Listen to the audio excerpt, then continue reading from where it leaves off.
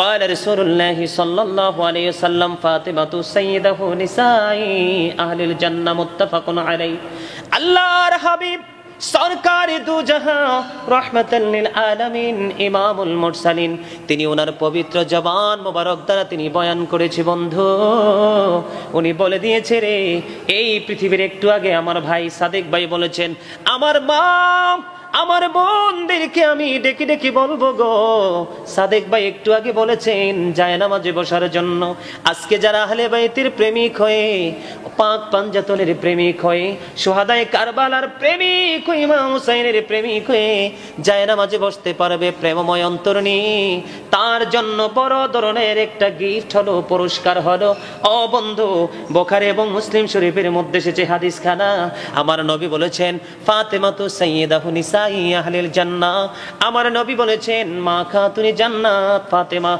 এই পৃথিবীর যত মুমিনা তাদের সরদারিনী হবে জান্নাতে বন্ধুরে আমার মা চাচি জেঠি খালা ফুফু দাদু নানু মহিলা সদস্য যারা আছে তারা যদি আহলে বাইতকে পাক পাঞ্জাতনকে এই শুহাদায়ে কারবালাকে স্মরণ করে ইমাম হুসাইনের প্রেমিক হয়ে যদি তারা বন্ধু জীবন যাপন করতে পারে তাদের জন্য জান্নাতে লিডার হয়ে যাবে বন্ধু সেটা হলো মা খাতুনে জান্নাত ফাতেমা পাক পাঞ্জাতনের অন্যতম সদস্য হলো সেই মা খাতুনে জান্নাত ফাতেমা বন্ধুরে আমার তারপরে বলতে হবে ইমাম হাসান হুসাইন রাদিয়াল্লাহু তাআলা আনহুর কথা ঠিক কিনা বলেন ক্বালা রাসূলুল্লাহ সাল্লাল্লাহু আলাইহি ওয়াসাল্লাম আল হাসান ওয়াল হুসাইন সাইয়্যিদা শাবাবি আহলিল জান্নাহ আল্লাহর হাবিব সরকারে দো জাহান ওনার পবিত্র জবান মোবারক দিয়ে তিনি বর্ণনা করেছেন ও বন্ধু Imam Hasan and Hussain are the leader of younger people in Jannah রে যুবকের দল এই মৌলভী পাড়ার এই পুরাতন মৌলভী পাড়ার প্রত্যেকটা যুবককে ডেকে ডেকে বলছি রে আল্লাহর হাবিব তিনি এই সুন্দর খবর দিয়ে দিয়েছেন এই নিউজ আমাদেরকে দিয়ে দিয়েছে যেই যুবক ইমাম হাসান হুসাইনের সাথে প্রেমের ডুরি লাগাইতে পেরেছো আজকে ঘর ছেড়ে জান্নাতের বাগানে আসতে পেরেছো ফেসবুক টুইটার ইনস্টাগ্রাম ছেড়ে তোমরা যারা জান্নাতের বাগানে আসতে পেরেছো ইমাম হাসান হুসাইনের প্রেমিক হয়ে তাদের জন্য নবী তথ্য দিয়েছেন যারা ইমাম হুসাইনের প্রেমিক ওই প্রত্যেকটা যুবকের ইমাম হবে লিডার হবে ইমাম হাসান হুসাইন দুই ভাই জান্নাতে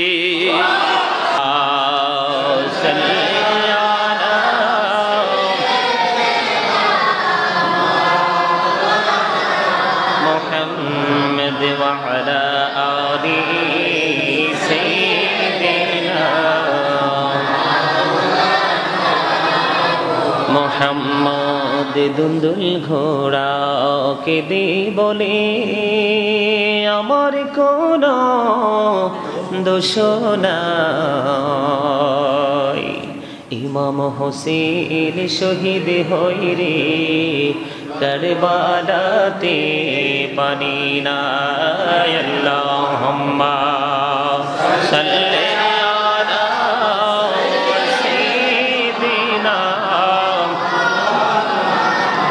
محمد وعلى آل سيدنا مولانا محمد حسن শহীদ জোহর খাইয়া হায়রে হোসেন শহীদ কারবালায় জয়নাল আবেদীন রইল গো বন্দী এ জিদের জেলখানায় আল্লাহুম্মা সাল্লি আলা মাওলানা মুহাম্মদ ওয়া আলা আলি সাইয়্যিদিনা মাওলানা মুহাম্মদ লা ইলাহা ইল্লাল্লাহ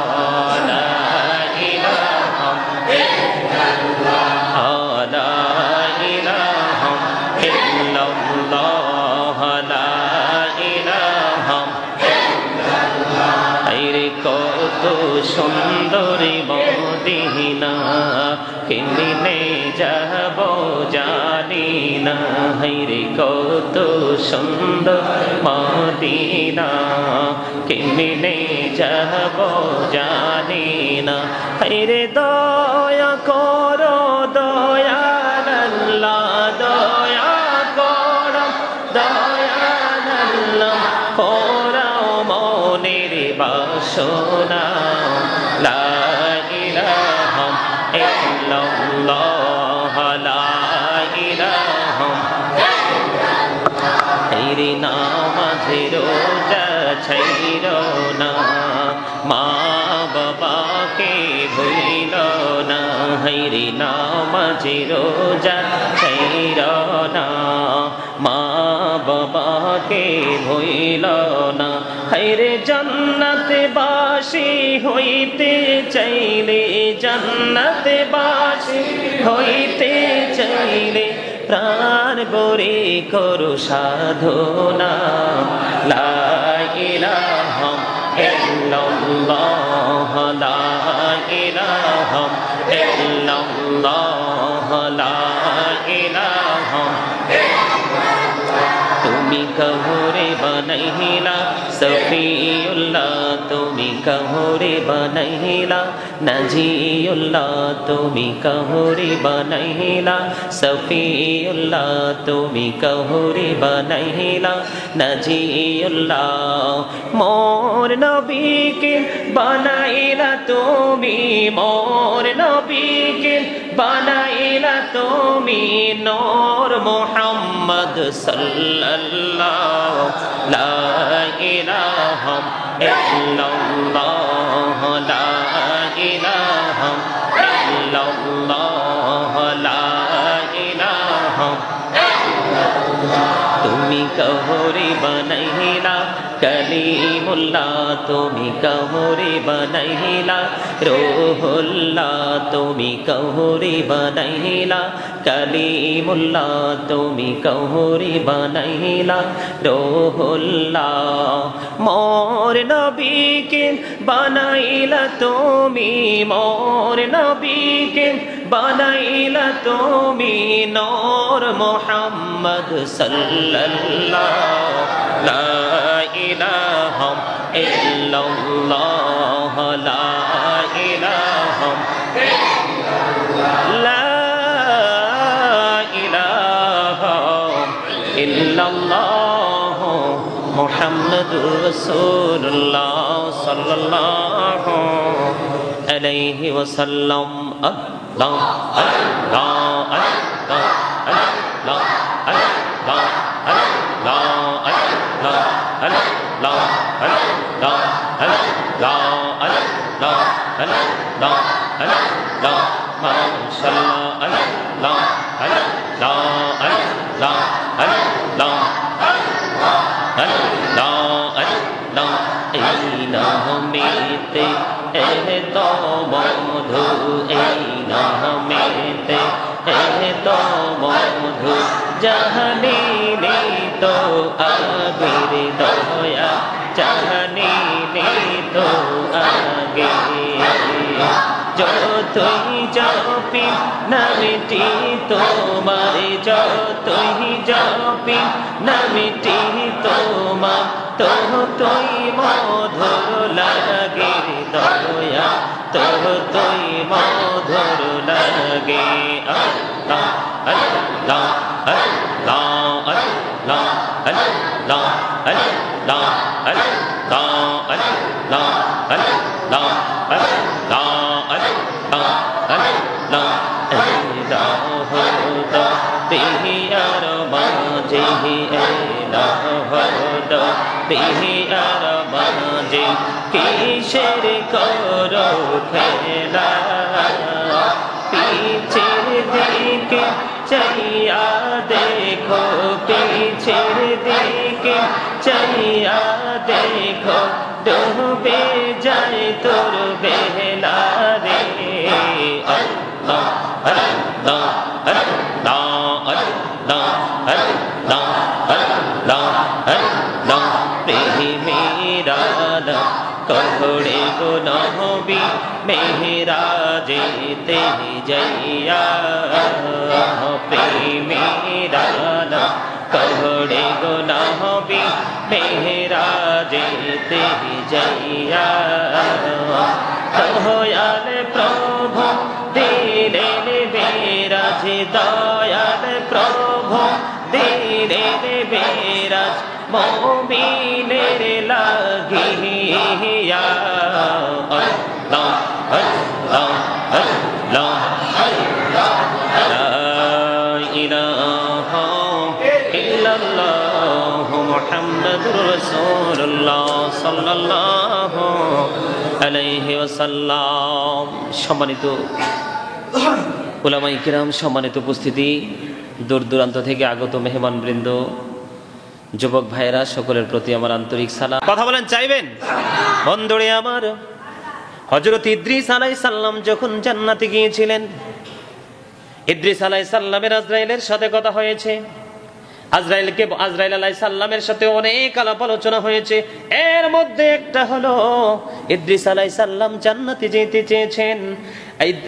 ইদ্রিস আলাইহিস সালাম যখন জান্নাতে যেতে চেয়েছেন, আজরাইল বলে দিয়েছে, নবী গো, কথা দেন আপনি জান্নাতে যাওয়ার পরে, জান্নাত দেখার পরে আর বের হয়ে আসবেননি। তিনি কথা দিয়েছেন আমি জান্নাত থেকে বের হব, কিন্তু তিনি আজরাইলের সাথে কথা দিয়েছেন জান্নাত থেকে বের হয়েছে, কিন্তু পরক্ষণে তিনি আবার জান্নাতে প্রবেশ করেছে। কিয়ামতের দিন আল্লাহ রাব্বুল আলামিন দুই শ্রেণীর মানুষকে দুই দিকে যাওয়ার জন্য নির্দেশ দেবেন। এক শ্রেণীর মানুষকে বলবে, ইউ গো টু প্যারাডাইস, তোমরা জান্নাতে চলে যাও। আরেক দলকে বলবে, ইউ গো টু হেল, তোমরা জাহান্নামে চলে যাও। এখানে আপনার জান্নাতি এবং জাহান্নামী এই দুইটা দলের মধ্যে বিশাল একটা ডিস্টেন্স, বিশাল একটা পার্থক্য হলো ঈমান থাকা এবং না থাকা। কথা বলেন, ঈমান থাকা এবং না থাকা। সম্মানিত উপস্থিতি, এই মাসটা ঈমানি চেতনার মাস। এই মাসটা ঈমানি চেতনার মাস। কিসের মাস? কথা বলেন না কেন, জোরে বলেন। এটা কিসের মাস? ঈমানি চেতনার মাস, ঈমানকে টেকসই করার মাস, ঈমানকে মজবুত করার মাস। আপনাকে মনে রাখতে হবে, আল্লাযীনা আমানু, যারা ঈমান এনেছে, ওয়া কানু ইয়াত্তাকুন, এবং তাকওয়া অবলম্বন করেছে, লাহুমুল বুশরা, তাদের জন্য সুসংবাদ, ফিল হায়াতিদ দুনিয়া, দুনিয়ার জীবনে, অফিল আখিরা, এবং পরকালের জীবনে। আপনি ঈমান আনতে হবে। কি করতে হবে? এরপর আল্লাহ রাব্বুল আলামিনকে কি করতে হবে? ভয় করতে হবে। আল্লাহ বলেছেন, ইউ ফিয়ার মি, তোমরা আমাকে কি করো? O believers, you fear me, তোমরা আমাকে ভয় করো। কি করো? তোমরা আমাকে ভয় করো। তোমরা যদি আমাকে ভয় করতে পারো, তাহলে আমি তোমাদের জন্য উভয় জাহানের নিয়ামত বরাদ্দ করেছি, দুনিয়ার শান্তি, পরকালের মুক্তি তোমাদের জন্য আমি বরাদ্দ করে দিয়েছি। বলেছেন কে? আল্লাহ। আরো জোরে আল্লাহ। সংবাদ দিয়েছেন কে? আমাদের রাসূল। ঠিক কিনা বলেন? এটার মধ্যে কি কোনো সন্দেহ আছে? না। এদিকে তাকান, আমার দিকে তাকান, ফলো মি। আল্লাহর Habib Hazrat Muhammad sallallahu alaihi wasallam was born in Arab country. His father's name was Abdullah. His mother's name was Amina. His father had died before he was born. He lost his mother in his childhood. He was very truthful. Jure jure subhanallah. আমার নবী আগমন করেছে কোথায়? কথা বলে না কেন? মক্কা। আরব দেশে। কোথায়? কোথায়? হযরত মুহাম্মদ সাল্লাল্লাহু আলাইহি ওয়াসাল্লাম was born in Arab country. কোথায়? আরবে। কোথায়? তারপরে ওনার বাবার নাম কি? Abdullah. His father's name was Abdullah. His mother's name was Amina. His father said died before তিনি, ওনার বাবার নাম হচ্ছে আব্দুল্লাহ, ওনার মায়ের নাম হচ্ছে কি? আমিনা। ওনার পিতা, উনি পৃথিবীতে আসার আগেই কিন্তু ওনার পিতা শ্রেষ্ঠ সত্যবাদী। জোরে জোরে সুবহানাল্লাহ। কেন এখানে এসেছি? এখানে আসারও কিন্তু অন্যতম একটা কারণ রয়েছে। তার কারণ হলো সেই নবীর পবিত্র জবান মোবারক দিয়ে কোরআন আমাদেরকে এনে দিয়েছেন। ঠিক কিনা বলেন? তখন কি রাইটিং সুযোগ ছিল কোরআনে? মানে লেখার কোনো সুযোগ ছিল? আমার নবীর জামানায় কোরআন লেখার সুযোগ, আবু বকরের জামানায় লেখার সুযোগ, ওমর রাদিয়াল্লাহু তাআলা আনহুর জামানায় লেখার, ওসমান রাদিয়াল্লাহু তাআলা আনহুর জামানায় এসে কোরআন কি হয়েছেন? লিখিত রূপে রূপ নিয়েছেন। তখন 6টি কপি তিনি করেছেন, ওনার কাছে একটা রেখে বিশ্বের বিভিন্ন উন্নত জায়গায় তিনি 5টা পৌঁছে দিয়েছেন। সম্মানিত উপস্থিতি, এই কোরআনের মাধ্যমে আল্লাহ রাব্বুল আলামিন আল্লাহর হাবিবের পবিত্র জবান মোবারক দিয়ে এই কারবালার বয়ান তিনি করেছেন। জোরে জোরে বলেন না সুবহানাল্লাহ। আরো জোরে বলেন সুবহানাল্লাহ। আল্লাহ রাব্বুল আলামিন বলেছেন, ওয়াকুলু কাওলান সাদীদা, সে দা রাইট থিং। আল্লাহ বলেছেন সত্য কথা বলো, সঠিক কথা বলো। সঠিক কথাটা এই জন্য বলতে হবে, কু আনফুসাকুম ওয়া আহলিকুম নারা, save yourself and your families from the fire. আমিও জাহান্নাম থেকে বাঁচবো, আমি আমার আহালকেও জাহান্নাম থেকে বাঁচাবো, আমার পরিবারকেও জাহান্নাম থেকে বাঁচাবো। সম্মানিত উপস্থিতি, আমি জাহান্নাম থেকে বাঁচার অলরেডি সব রাস্তা খুঁজে বের করে ফেলেছি, কিন্তু এখন দায়িত্ব হলো আমার আপন স্বজন, ফ্যামিলি, পরিবার, আমার শুভাকাঙ্ক্ষী যারা আছে তাদেরকে জাহান্নাম থেকে বাঁচানো। ঠিক কিনা বলেন? সম্মানিত উপস্থিতি, জাহান্নাম থেকে বাঁচতে হলে আমাদেরকে ওই নূহ নবীজির কিস্তির মতো সাদেক ভাই, কিন্তু উনি এই যে মুহররমের চাঁদ ওঠা থেকেই যে জুমাগুলোতে তিনি বয়ান করেছেন, আমি কিন্তু শুনেছি উনি কিন্তু যে মুহররম মাসের, আশুরার মাসের যে বরকত নিয়ে, এই মাসটা যে কতটা বরকতময়, বিভিন্ন নবীদের জীবন থেকে তিনি তথ্য তুলে ধরেছেন, আপনাদেরকে শুনিয়েছেন। এবং ইমাম হুসাইন রাদিয়াল্লাহু তাআলা আনহু কি বড় নেয়ামত সেটাও কিন্তু আপনাদেরকে শুনিয়েছেন। কিন্তু আমি আজকে আপনাদেরকে এই কারণেই আলোচনাটা নিয়ে এসেছি, আমি এখান থেকে ছোট্ট ছোট্ট করে কিছু অংশ আমি আপনাদেরকে শোনাবো, এই জন্য যেন আমাদের যাই কিছু যাক না যাক, কিন্তু আমাদের ঈমান যেন কোনোদিন আমাদের থেকে পালিয়ে যেতে না পারে, কেউ যেন আমাদের ঈমানকে হরণ করে নিয়ে যেতে না পারে। আমি বাঁচবো, আমি আপনাদেরকেও বাঁচাবো, সেই বাঁচার জন্য আপনাদেরকে আমি ইনস্ট্রাকশন দিব। সম্মানিত উপস্থিতি, এর মধ্যে সর্বপ্রথম যদি বলতে হয়, আমরা মিলাদে দাঁড়িয়ে, কে আমি দাঁড়িয়ে বলি ইয়া পাক পাঞ্জাতন লাখো সালাম, সালাম দেই কিনা? দেই কিনা? এর মধ্যে প্রথম পাঁচটা নাম, পাঁচটা পবিত্র নাম, কয়টা? একটা হলো কি আমাদের প্রিয় নবী সরকারে দু জাহা রহমাতাল লিল আলামিন ইমামুল মুরসালিন। সম্মানিত উপস্থিতি, এমন এই নবী এমন একজন নবী, মাইয়ুতিউর রাসূলা ফাকাদ আতাল্লাহ, হি হু ওবিস দ্য এবস্টিল ওবিস আল্লাহ, যে ব্যক্তি রাসূলের নির্দেশ মানলো সে যেন আল্লাহর নির্দেশ মানলো। এটা কি ঈমানের অংশ না? এটা কি ঈমান না? কথা বলেন। আমি বাঁচানোর ওয়াজ কিন্তু করতেছি। সম্মানিত উপস্থিতি, তারপরে আমরা যাব এই পাক পাঞ্জাতনের মধ্যে। তারপরে আছে কে? 2 নাম্বার হচ্ছে হযরতে মা খাতুনে জান্নাত ফাতেমাতু জাহরা রাদিয়াল্লাহু তাআলা আনহা। সম্মানিত উপস্থিতি, قال رسول الله صلى الله عليه وسلم فاطمة سيدة نساء أهل الجنة متفق عليه। আল্লাহর হাবিব সরকারে দু জাহান রহমাতাল লিল আলামিন ইমামুল মুরসালিন, তিনি ওনার পবিত্র জবান মোবারক দ্বারা তিনি বয়ান করেছে। বন্ধু, উনি বলে দিয়েছে রে, এই পৃথিবীর একটু আগে আমার ভাই সাদেক ভাই বলেছেন, আমার মা আমার বোনদেরকে আমি ডেকে ডেকে বলবো গো, সাদেক ভাই একটু আগে বলেছেন জায়নামাজে বসার জন্য। আজকে যারা আহলে বাইতের প্রেমিক হয়ে, পাক পাঞ্জাতনের প্রেমিক হয়ে, শুহাদায়ে কারবালার প্রেমিক হয়ে, ইমাম হুসাইনের প্রেমিক হয়ে জায়নামাজে বসতে পারবে প্রেমময় অন্তর নিয়ে, তার জন্য বড় ধরনের একটা গিফট হলো, পুরস্কার হলো। ও বন্ধু, বুখারী এবং মুসলিম শরীফের মধ্যে এসেছে হাদিস খানা, আমার নবী বলেছেন ফাতেমাতু সাইয়্যিদাতু নিসাই আহলিল জান্নাহ, আমার নবী বলেছেন মা খাতুনে জান্নাত ফাতেমা এই পৃথিবীর যত মুমিনা তাদের সরদারিনী হবে জান্নাতে। বন্ধুরে, আমার মা, চাচি, জেঠি, খালা, ফুফু, দাদু, নানু, মহিলা সদস্য যারা আছে, তারা যদি আহলে বাইতকে, পাক পাঞ্জাতনকে, এই শুহাদায়ে কারবালাকে স্মরণ করে ইমাম হুসাইনের প্রেমিক হয়ে যদি তারা বন্ধু জীবন যাপন করতে পারে, তাদের জন্য জান্নাতে লিডার হয়ে যাবে। বন্ধু, সেটা হলো মা খাতুনে জান্নাত ফাতেমা। পাক পাঞ্জাতনের অন্যতম সদস্য হলো সেই মা খাতুনে জান্নাত ফাতেমা। বন্ধুরে আমার, তারপরে বলতে হবে ইমাম হাসান হুসাইন রাদিয়াল্লাহু তাআলা আনহুর কথা। ঠিক কিনা বলেন? قال رسول الله صلى الله عليه وسلم الحسن والحسين سيد شباب اهل الجنه। আল্লাহর হাবিব সরকারে দো জাহান ওনার পবিত্র জবান মোবারক দিয়ে তিনি বর্ণনা করেছেন, ও বন্ধু, Imam Hasan and Hussain are the leader of younger people in Jannah. রে যুবকের দল, এই মৌলভী পাড়ার, এই পুরাতন মৌলভী পাড়ার প্রত্যেকটা যুবককে ডেকে ডেকে বলছি রে, আল্লাহর হাবিব তিনি এই সুন্দর খবর দিয়ে দিয়েছেন, এই নিউজ আমাদেরকে দিয়ে দিয়েছে, যেই যুবক ইমাম হাসান হুসাইনের সাথে প্রেমের ডুরি লাগাইতে পেরেছো, আজকে ঘর ছেড়ে জান্নাতের বাগানে আসতে পেরেছো, ফেসবুক, টুইটার, ইনস্টাগ্রাম ছেড়ে তোমরা যারা জান্নাতের বাগানে আসতে পেরেছো, ইমাম হাসান হুসাইনের প্রেমিক হয়ে, তাদের জন্য নবী তথ্য দিয়েছেন, যারা ইমাম হুসাইনের প্রেমিক, ওই প্রত্যেকটা যুবকের ইমাম হবে, লিডার হবে ইমাম হাসান হুসাইন, 2 ভাই জান্নাতে। বিশ্বাস আছে না নাই? 100% না 50%? 100% কার কার আছে? হাত তো ওঠানো স্লো, অনেকে উঠাইছে তো না, সোজা করে তোলেন। আরে ভাই হাতে কি সমস্যা আছে নাকি? আমি তো বলতে বলতে তুলে ফেলছি। হাত নামান, মারহাবা বলেন। এই যে আপনাদের খতিব সাহেব না সাদেক ভাই, আমাদের মুরব্বী, উনি কিন্তু সবার আগে হাত তুলে ফেলছে। ওনার চাইতে কি আপনারা দামি নাকি? কথা কন না কেন? ওমা এটা কি বলতে ডরা? একজন আলেমের চাইতে কখনো কি সাধারণ মানুষ দামি হতে পারে? একজন আলেম ঘুমাবে, সাধারণ মানুষ সারা রাত্রে ঘুমাবে, তারপর ওই আলেমের ঘুমই উত্তম। একটা সেকেন্ড দেরি করে নাই, একটা উঠাই নাই, দুইটা তুলছে। কয়টা? আমি বানাইয়া বলি নাই, আমি বানাইয়া বলি নাই। আল্লাহ রাব্বুল আলামিন বলেছেন, join with my dear people, come to my paradise.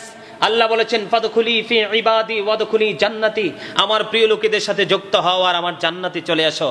Behold verily the friends of Allah have nothing to fear or to regret, we are your protecting friends in the life of the world and in the hereafter. জোরে জোরে বলেন সুবহানাল্লাহ। কথা মন দিয়ে শোনেন আর মাথায় ঢুকান। কথা কি বুঝতে পারছেন? আমরা কি তাদের সাথে প্রেম কি 100% রাখবো নাকি 50% রাখবো? কথা বলেন। আপনি রাখেন বা না রাখেন সেটা আপনার ব্যক্তিগত ইখতিয়ার, কিন্তু আমার দায়িত্ব হচ্ছে আপনাকে উপদেশ দেওয়া। কি করা? আপনাদেরকে দিনের সন্ধান দেওয়া। ঠিক কিনা বলেন?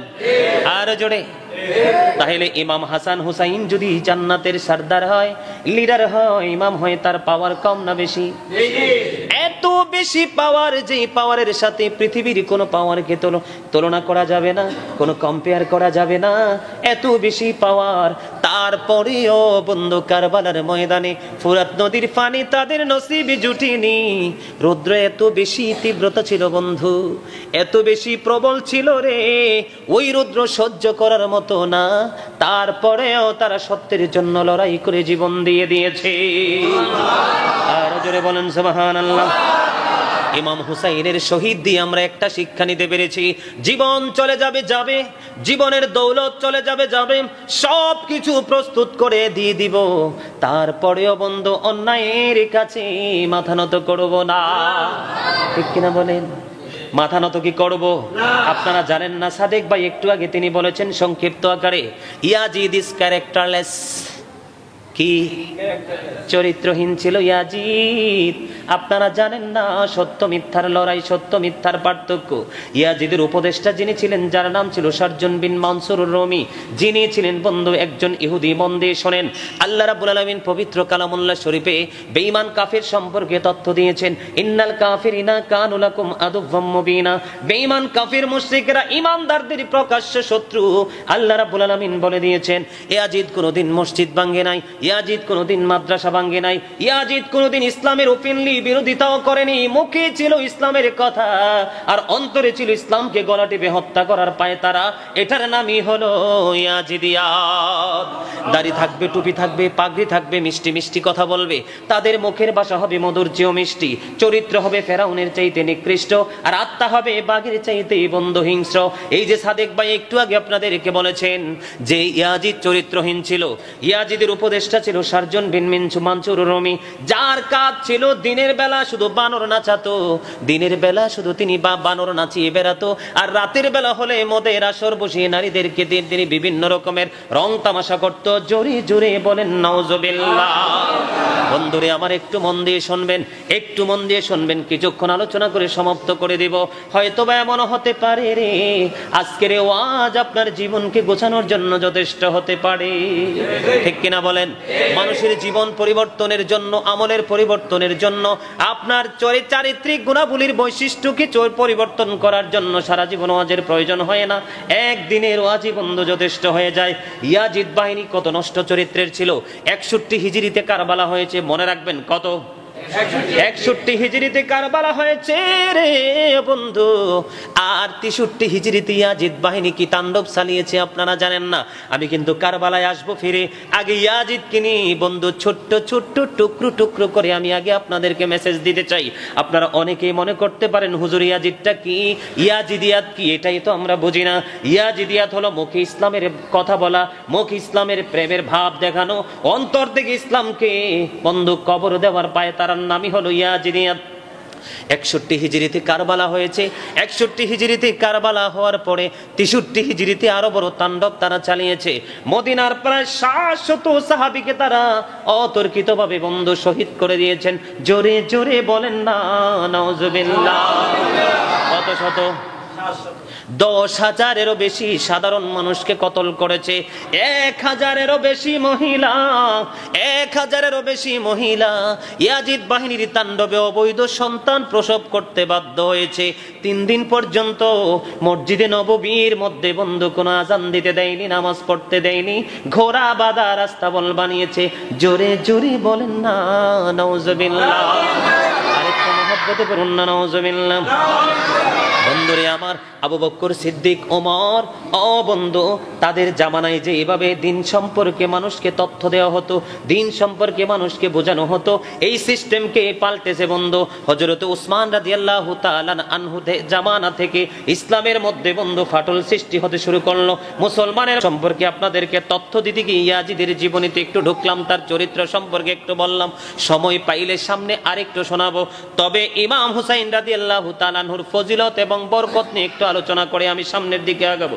বন্ধুরে আমার, ইমাম হুসাইন রাদিয়াল্লাহু তাআলা আনহু কারবালার ময়দানে শহীদ হবে, এই তত্ত্ব কিন্তু ইমাম হুসাইন রাদিয়াল্লাহু তাআলা আনহু পৃথিবীতে আসার আগেই আমার নবী পৃথিবীকে জানিয়ে দিয়েছেন। এখানে এই কারবালার ওয়াজের সাথে আরেকটা তথ্য কিন্তু সম্পৃক্ত আছে, উম্মুল ফজল বিনতে হারিস রাদিয়াল্লাহু তাআলা আনহা থেকে বর্ণিত। বন্ধুরে আমার, তিনি কি করলেন? একদিন স্বপ্ন যোগে, হাদিস শরীফের মধ্যে এসেছে, তিনি একদিন স্বপ্ন যোগে দেখলেন, তিনি একদিন স্বপ্ন যোগে দেখলেন, মন দিয়ে শোনেন। তিনি স্বপ্নে দেখলেন রাসূল সাল্লাল্লাহু আলাইহি সাল্লাম প্রিয় নবীর শরীর মোবারক থেকে এক টুকরো গোশত কেটে যেন ওনার হাতে তুলে দেওয়া হয়েছে। উনি কি করলেন? স্বপ্ন যখন দেখলেন, দেখে এবার নবীর কাছে চলে গেলেন।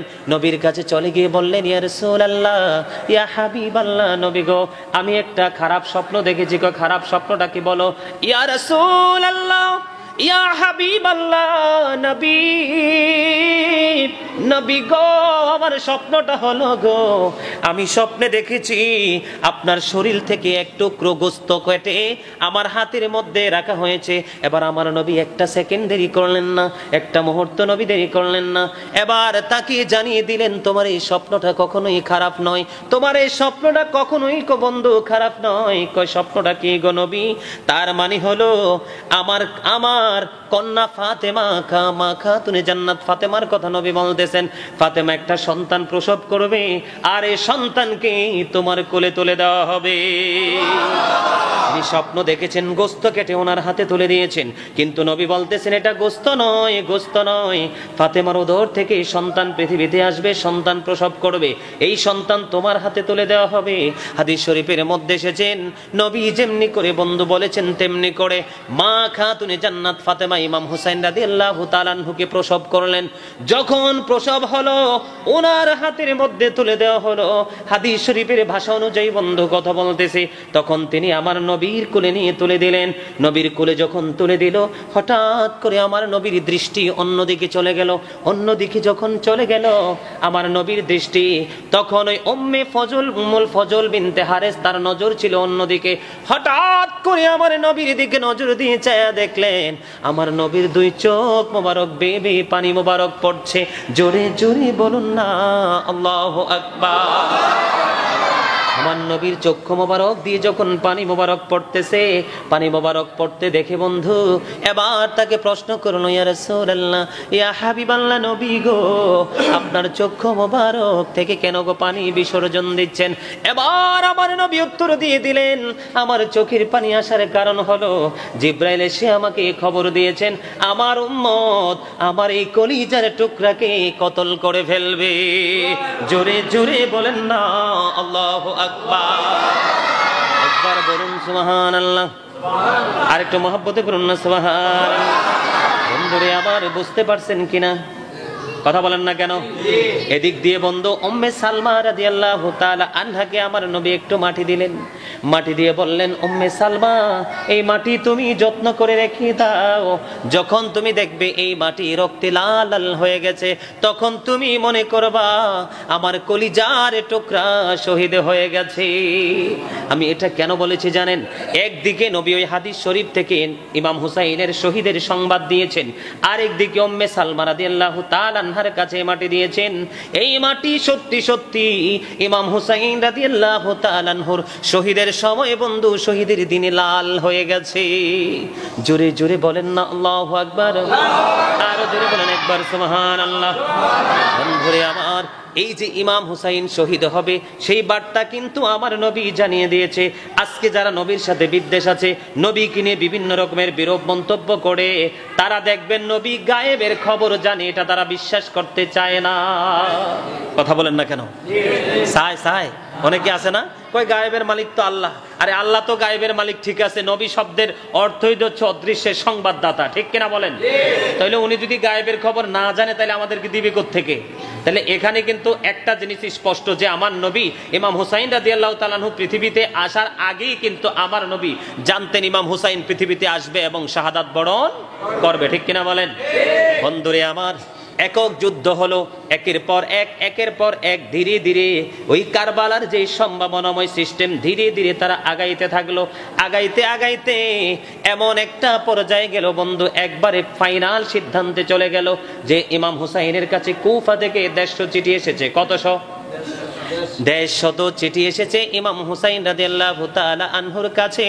ইমাম হুসাইন রাদিয়াল্লাহু তাআলা আনহুর কাছে যখন চিঠি আসলো, ইমাম হুসাইন রাদিয়াল্লাহু তাআলা আনহু তিনি কি করলেন?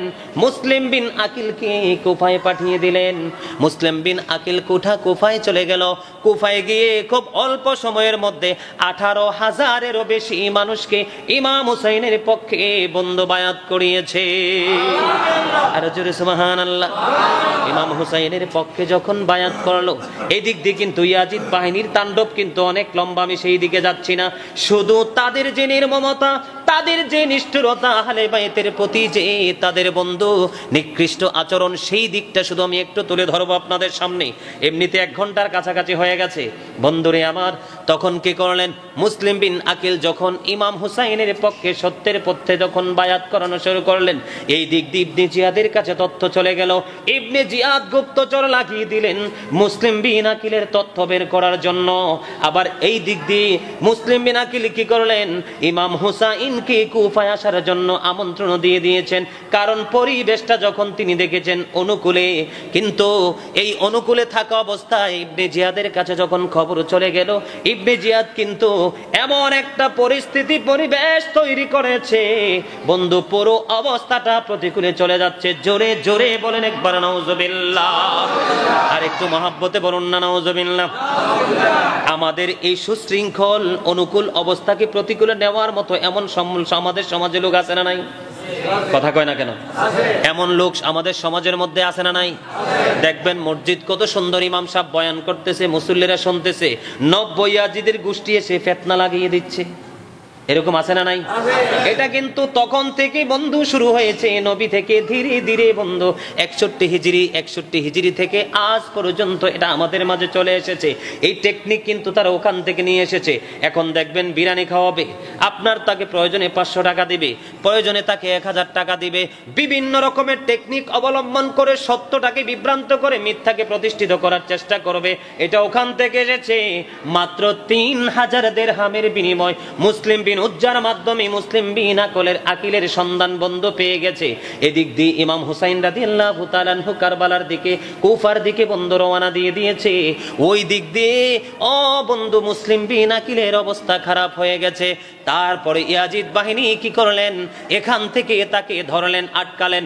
ধরার পরে, আটকানোর পরে এবার কি করলেন? ইবনে জিয়াদের ছাদের উপর থেকে তাকে হত্যা করে নিচে ফেলে দিয়েছেন। এই দিক দিয়ে কিন্তু এত প্রতিকূল অবস্থা ইমাম হুসাইনের কাছে তথ্য যায় না। পরক্ষণে তথ্য যখন ইমাম হুসাইন পেয়েছেন, ইমাম হুসাইন কিন্তু তিনি পিছপা হয় নাই। তিনি বলেছেন সত্যের সন্ধানে বের হয়েছে, সত্যকে প্রতিষ্ঠিত করার জন্য যুদ্ধে নেমেছি, এখান থেকে কখনোই পিছপা হওয়া যাবে না। জোরে জোরে বলেন না সুবহানাল্লাহ। আমাদের দেশে কিন্তু কয়টা টাকা দিলে, কিছু সুবিধা দিলে কিন্তু ইমাম সাহেবের এগেইনস্টে দাঁড়িয়ে যায়। ঠিক না বেঠি? অথচ ইসলাম 5% বোঝে না, আছে না নাই? এগুলো কিন্তু ইয়াজিদ বাহিনীর কাজ। এই টিপস গুলো কিন্তু মনে রাখতে হবে আমাদেরকে। এই ছোট্ট ছোট্ট ক্ষুদ্র ক্ষুদ্র জিনিস থেকে কিন্তু বিশাল এক সমস্যার তৈরি হয়। এই সমস্যা সৃষ্টি করার জন্য, উৎপত্তি করার জন্য টেকনিক তারা ইয়াজিদ বাহিনী থেকে নিয়ে এসেছে। ধীরে ধীরে তাদের লেখনির মাধ্যমে, বক্তব্যের মাধ্যমে ইয়াজিদ বাহিনীকে হুসাইনি সংগঠনের বিরুদ্ধে উস্কে দিচ্ছে। ঠিক কিনা বলেন? আর একটু মহাব্বতে বলেন ঠিক কিনা? ইয়া রাসূলুল্লাহ, ইয়া হাবিবাল্লাহ, ইয়া রাসূলুল্লাহ, ইয়া হাবিবাল্লাহ, ইয়া রাসূলুল্লাহ, ইয়া হাবিবাল্লাহ, আমার মতের নিদান কালে আসিয়া নবী গো আমার শিয়রে, দেখিব আপনাকে নয়ন ভরে। ইয়া রাসূলুল্লাহ, ইয়া হাবিবাল্লাহ, ইয়া রাসূলুল্লাহ, ইয়া হাবিবাল্লাহ, মন করে না কি রসিয়া সওয়াল করবেন বসাইয়া, নিবেন পর্দা দয়াল নবী উঠাইয়া, সালাম জানাবো কদম সিয়া। ইয়া রাসূলুল্লাহ, ইয়া হাবিবাল্লাহ, ইয়া রাসূলুল্লাহ, ইয়া হাবিবাল্লাহ, শুনেছি হাদিসে দেখিলে আপনাকে জীবনের গোনা ঝরিয়া পড়ে, দিও গো দেখা দয়া করে। ইয়া রাসূলুল্লাহ, ইয়া হাবিবাল্লাহ, ইয়া রাসূলুল্লাহ, ইয়া হাবিবাল্লাহ, আসসালাতু ওয়াসসালামু আলাইকা ইয়া রাসূলুল্লাহ। আলহামদুলিল্লাহ বলেন। কিও আপনাদের কাছে আলোচনা ভাল লাগে না? না লাগে তো? ভাল লাগলে আলহামদুলিল্লাহ দিয়ে একবারে লবণ শূন্য খাবারের মতো হয়েছে। গোটা পৃথিবীতে যত উন্নত কোয়ালিটির মশলা আছে আপনি গোস্তে ইউজ করলেন, গোস্ত রান্না করার জন্য আপনি কি করলেন? ব্যবহার করলেন। এখন আপনার গৃহিণী যদি রান্না করতে গিয়ে যদি লবণ দিতে ভুলে যায়, তাইলে কি আর খাবার মজা লাগবে? কথা বলেন, লবণ ছাড়া খাবার স্বাদ হয়? লবণ ছাড়া যেমনি খাবার স্বাদ হয় না, ঠিক প্রেম ছাড়াও কিন্তু কখনো নবীর প্রেম, আহলে বাইতের প্রেমের গল্প ভালো লাগে না। আপনাকে কি হতে হবে? প্রেমিক। তারপরে আপনাকে কাছে প্রেমের গল্প মজা লাগবে, প্রেমের চিঠি পড়তে ভালো লাগবে। অন্তরে যদি প্রেম না থাকে তখন কিন্তু আপনার কাছে এই প্রেমময় গল্প ভালো। আপনারা যদি বিরক্ত হন, আল্লাহ রাসূলের হাদিস থেকে প্রমাণ, মুসল্লিরা ওয়াজ শুনতে না চাইলে 1 মিনিটও ওয়াজ করার কোনো বৈধতা আপনারা কি শুনতে চান? আমি এই কারণে বিভিন্ন দিক থেকে একটু টাচ দিয়ে আমি কিন্তু মূল জায়গায় চলে আসছি। কারবালার যে মর্মান্তিক অধ্যায়, সে অধ্যায় চলে ঢুকতেছি। কিছুক্ষণের মধ্যে আমি গুছিয়ে ফেলবো। আমি কিন্তু আমার আলোচনা নিয়ে সামনের দিকে এগিয়ে যেতে চাই। আপনারা কি সবাই আমাকে সাপোর্ট দিতে রাজি? যদি রাজি থাকেন তাহলে আরেকটু মহাব্বতে আল্লাহর জিকির করেন। সুবহানাল্লাহ, আলহামদুলিল্লাহ, লা ইলাহা ইল্লাল্লাহ, সুবহানাল্লাহ, আলহামদুলিল্লাহ, লা ইলাহা ইল্লাল্লাহ,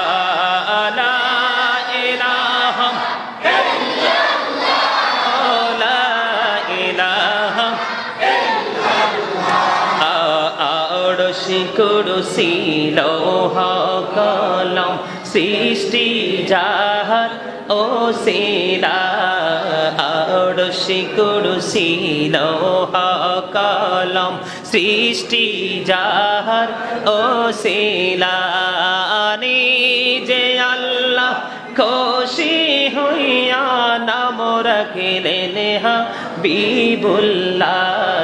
সুবহানাল্লাহ, আলহামদুলিল্লাহ, লা ইলাহা ইল্লাল্লাহ, সুবহানাল্লাহ, আলহামদুলিল্লাহ, লা ইলাহা ইল্লাল্লাহ, লা ইলাহা ইল্লাল্লাহ, লা ইলাহা ইল্লাল্লাহ, নবী আমার নূরের পুতুল জগৎ করলেন ও জালা নবী আমার নূরের পুতুল জগৎ করলেন ও জালা রোজ হাসরে করবেন তিনি উম্মতের ফয়সালা সুবহানাল্লাহ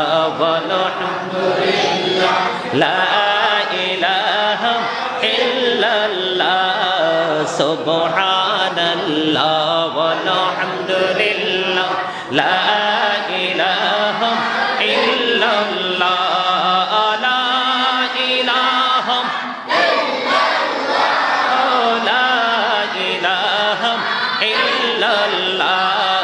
শাহাদাতের বাণী ঠোঁটে হাসিলেন কামলিওয়ালা মক্কাতে তিল রবি নরে নিন্ন রে আলা সুবহানাল্লাহ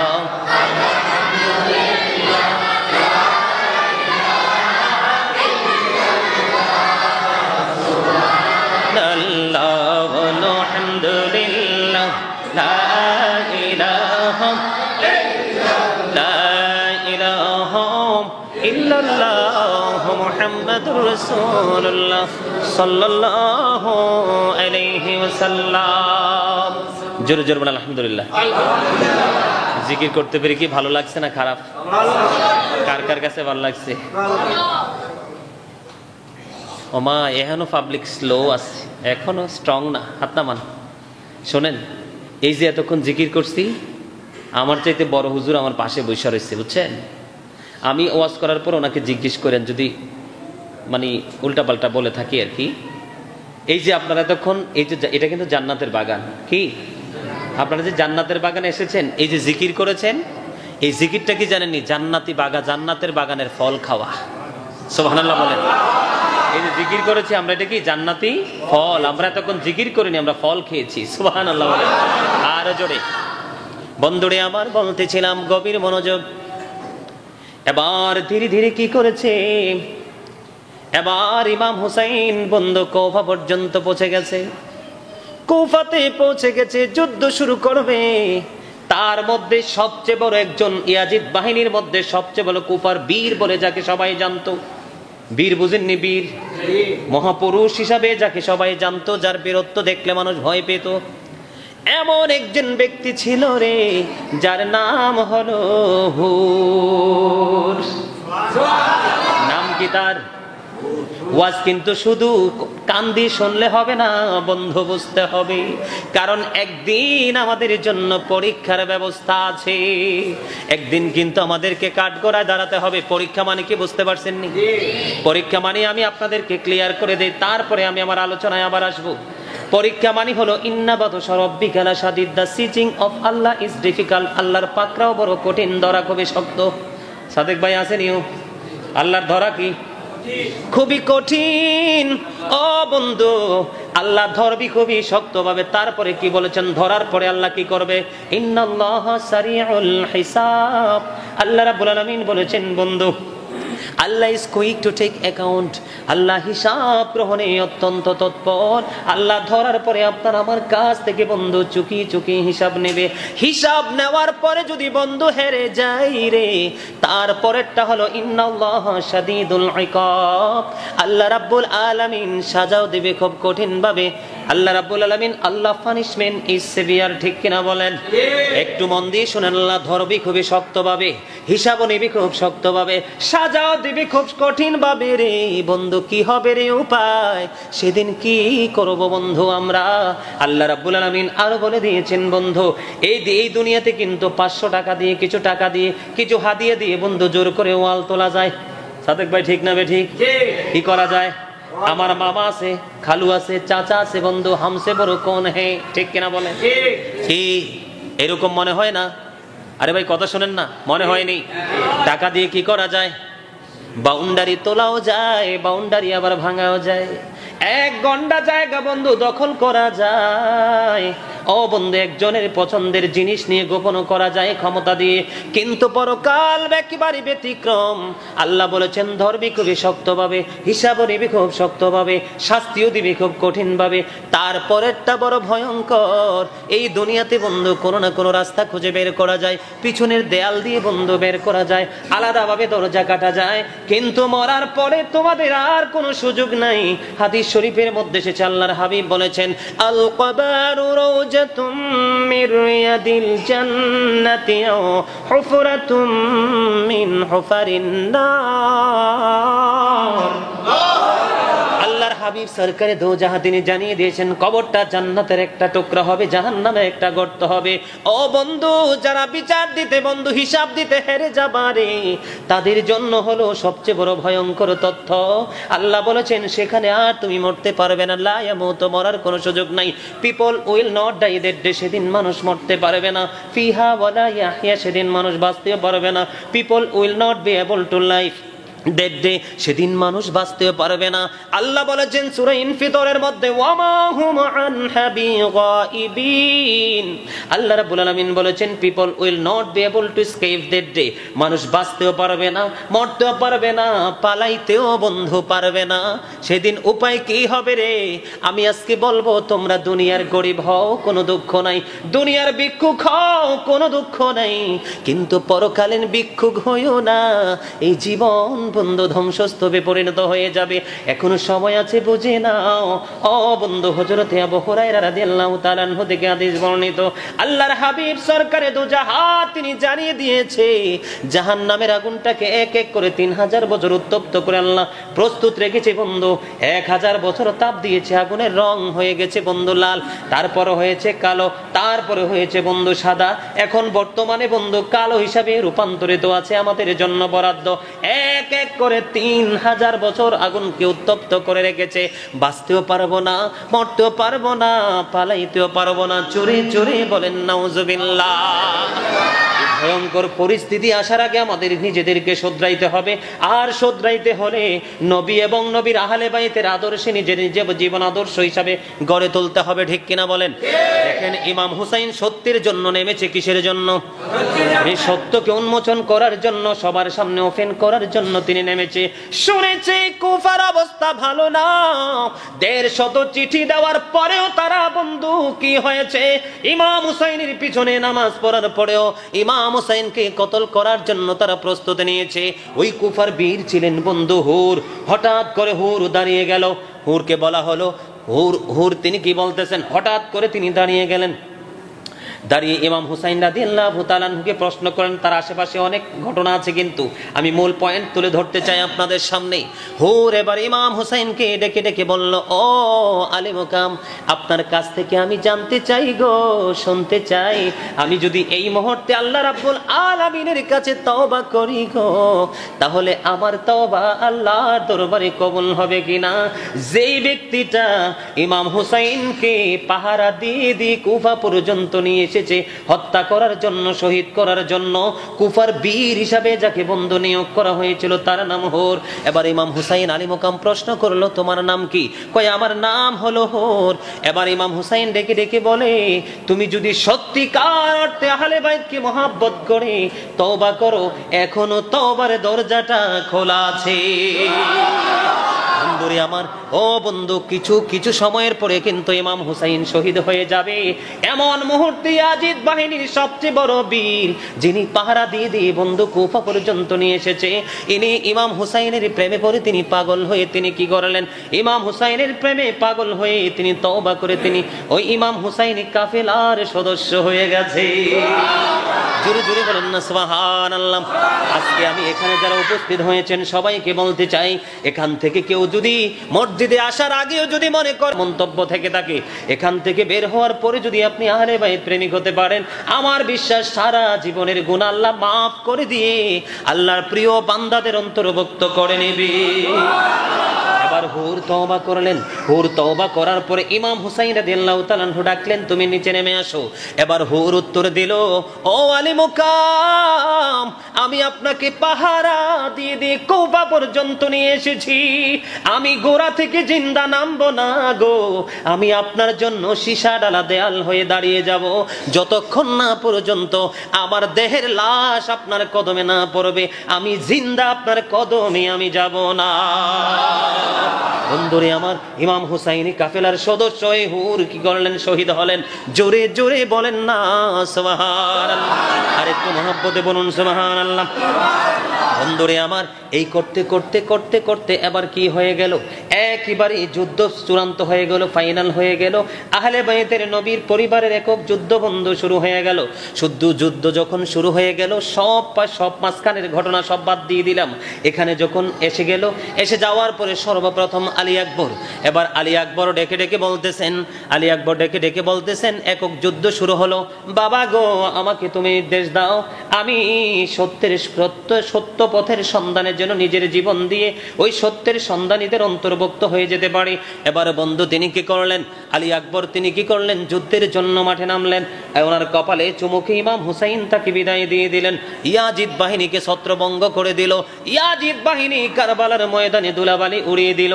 যুদ্ধ করার পরে এবার দৌড়ে চলে এসেছে বাবার কাছে, বাবা গো কলিজা ফেটে যায়, সহ্য করতে পারছি না, একটু পানি দাও।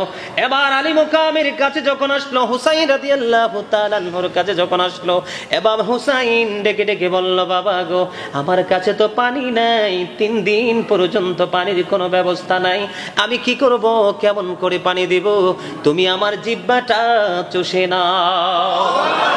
এবার কি করলেন? হুসাইন রাদিয়াল্লাহু তাআলা আনহুর শুষ্ক জিহ্বাটা তিনি বের করে দিলেন। শুষ্ক জিহ্বাটা যখন বের করে দিল, আলী আকবর কি করলেন? শুষ্ক জিহ্বাটা বন্ধ চুষে নিলেন। চুষতে চুষতে তারপরে আবার তিনি যুদ্ধের ময়দানে গেলেন। যুদ্ধের ময়দানে গিয়ে তিনি এবার তার বুকের মধ্যে তীর বিঁধল। কোথায়? বুকের মধ্যে যখন তীর বিঁধল, বাবাকে ডাক দিলেন। হুসাইন রাদিয়াল্লাহু তাআলা আনহু দৌড়ে চলে গেলেন। দৌড়ে চলে যাওয়ার পরে এবার কি করলেন? যাওয়ার পরে বাবাকে যখন দেখলেন, বাবাকে ডেকে ডেকে বলছে, বাবা গো তুমি আমার বুকে থেকে তুমি তীরটা উঠিয়ে নাও, আমি ইয়াজিদ বাহিনীর উপর হায়দারি আক্রমণ চালাবো। কিন্তু বন্ধু আর তো যুদ্ধ করার কোনো সুযোগ নেই। আলী আকবরকে কি করলেন বন্ধু? তিনি এখানেই শাহাদাত বরণ করলেন। ইন্না লিল্লাহি ওয়া ইন্না ইলাইহি রাজিউন। এবার কি করলেন? এখানে তিনি শহীদ হয়ে গেলেন। এখানে শহীদ হওয়ার পরে ইমাম হুসাইন রাদিয়াল্লাহু তাআলা আনহু আলী আকবরকে নিয়ে যখন বন্ধু তাবুর দিকে রওনা হলেন, তাবুর কাছে যখন রেখে দিলেন, এবার কাসেম রাদিয়াল্লাহু তাআলা আনহু বের হয়ে গেলেন, যিনি হযরতে হাসান রাদিয়াল্লাহু তাআলা আনহুর শাহজাদা। জোরে জোরে বলেন না সুবহানাল্লাহ। চাচা আপনি আমাকে অনুমতি দিন, আমি যেন ওই দলের সদস্য হয়ে শহীদ হতে পারি। এবার কি করলেন? কথোপকথন হলো, ওনাকে বন্ধু নির্দেশ দিয়ে দিলেন। এবার তিনিও শহীদ হয়ে গেলেন। তারপরে বন্ধু আলী আসগর শহীদ হয়ে গেলেন। জানেন তো ছোট্ট ছিল যে, কথা বলেন না কেন? ছোট্ট যে ছিল জানেন কিনা? তিনি শহীদ হয়ে গেলেন। সর্বশেষ এবার হুসাইন রাদিয়াল্লাহু তাআলা আনহুর শহীদের পালা। ওনাকে বন্ধু কেউ চতুর্দিক দিকে কিন্তু দাঁড়িয়ে আছে শত্রু বাহিনী, কেউ ওনার দিকে আক্রমণ চালাইবার জন্য একক সাহস কেউ করতেছে না। একটা পর্যায়ে কি করলো? শহীদের জন্য সিদ্ধান্ত হয়ে গেল। এবার তিনি যুদ্ধ যখন শুরু করলেন, যুদ্ধ করতে করতে করতে করতে একটা পর্যায়ে সীমার বুকে বসলো। সীমার এখন তো নামাজের সময়, আমার জীবনের শেষ সময়টা তুমি একটু আমাকে দাও, আমি যেন জীবনের শেষ সময় আল্লাহর কদমে সেজদা দিতে পারি। জোরে জোরে সুবহানাল্লাহ। বর্তমানে আমাদের বাংলাদেশের কথা আমি বলছি, আমাদের বাংলাদেশে বন্ধু ব্যবসার অজুহাত ধরে, চাকরির অজুহাত ধরে, বাচ্চার স্কুলের অজুহাত ধরে, বাচ্চার কোচিং এর অজুহাত ধরে, বিভিন্ন অজুহাত ধরে ধরে আমরা নামাজকে ছেড়ে দিচ্ছি। আর ইমাম হুসাইন রাদিয়াল্লাহু তাআলা আনহু কিছুক্ষণের মধ্যে তিনি শাহাদাত বরণ করবে, কিন্তু তিনি আল্লাহর কদমে সেজদা দেওয়া তিনি ছাড়েননি। এখান থেকে কিন্তু তিনি আরেকটা শিক্ষা দিয়েছেন, যতই অবস্থা খারাপ, যতই প্রতিকূল অবস্থায় থাকো না কেন, যদি নামাজের সময় হয় নামাজ কখনোই ছেড়ে দিও না। জোরে জোরে বলেন সুবহানাল্লাহ। তিনি তারপরে কি করলেন? নামাজ পড়লেন। নামাজের পরে সীমার বসলো। সীমার বসার পরে এবার সীমারকে ডাক দিয়ে বলল, সীমার তোর বুকের জামাটা খোল। কি কর? সীমার তোর বুকের জামাটা খোল রে, আমি তোর বুকের অংশ একটু দেখবো। এবার সীমার কি করলেন, বুকের জামা যখন খুললেন, খোলার পরে সীমারের বুকের দিকে নজর দিয়ে চাইয়া দেখলো বন্ধু সাদা সাদা শ্বেত চিহ্ন দেখা যায়। শ্বেত চিহ্ন বুঝেননি? এটাকে হাদিস শরীফে কি বলা হয়? ডবল রোগ। এটাকে ডবল রোগ বলা হয়। আবার কেউ কি কুষ্ঠ রোগ বলে। আর বাংলাদেশে আমরা কই শ্বেত রোগ। কি রোগ কই? কথা কয় না। আপনারা দেখেন নাই? আপনাদের এই মসজিদে তো আমি দেখছি অনেক লোক আছে আছে আমি দেখি, আমি যখন আসি তখন আমি দেখি এখানে আসে। বন্ধুরে আমার, তখন তার বুকের জামা খোলার পরে বন্ধু তার বুকের মধ্যে যখন সে চিহ্ন দেখলো, এবার হুসাইন একটা ডাক দিয়ে বলল, রে শিমর, তুই তো সেই বদকিসমত, আমার নানা আমাকে বলেছে, আমি নানার কাছ থেকে সে তথ্য সংগ্রহ করেছি। আমার নানা বলেছে শ্বেত চিহ্নের কিছু কুকুর আমার বংশে মুখ লাগাচ্ছে। জোরে জোরে বলেন না নাউজুবিল্লাহ। এবার একবার পড়েন সুবহানাল্লাহ, আর একটু মহাব্বতে সুবহানাল্লাহ। আমার নবী তথ্য দিয়েছেন শ্বেত চিহ্নের কুকুর কি করছে, নবীর আহলে বাইতের মধ্যে মুখ লাগাচ্ছে। আমি যে শুরুতে একটা হাদিস শরীফ বলছিলাম, মনে আসেনি? গোস্তের টুকরা। ওই হাদিস শরীফের মধ্যেও নবী বলেছেন কি, যে নবীর পরিবার, নবীর আহলে বাইতকে নবীর উম্মত কি করবে? কতল করবে, শহীদ করবে। এবার বন্ধু কি করলেন? ইমাম হুসাইন রাদিয়াল্লাহু তাআলা আনহুকে কি করলেন? শহীদ করে দিলেন। কি করে দিলেন? শহীদ করে দিলেন। ইন্না লিল্লাহি ওয়া ইন্না ইলাইহি রাজিউন। একটা কারবালান একটা গজল গাইবো মনে হইছে, এখন শুনবেন? পারলে আমার সাথে গাইবেন। ধীরে ধীরে চালাও সুরি, সীমার আমারি গলা,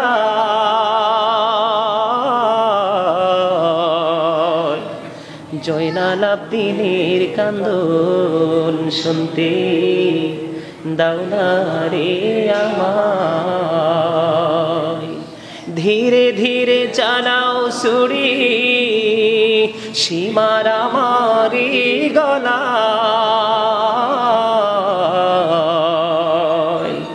জয়নাল আব্দিনের কান্দন শুনতে দাও না রে আমায়।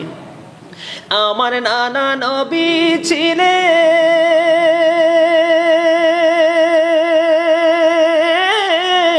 গুনাহগারের শাফি হলেন গো, ওই গলায় দিতেন চুমা নানাজি সদা। জয়নাল আব্দিনের কান্দন শুনতে দাও না রে আমায়। কোথায় রইল মা জননী, তোমার হোসেন ধরাশায়ী গো, সীমার বসিল মাগো আমারি সিনায়।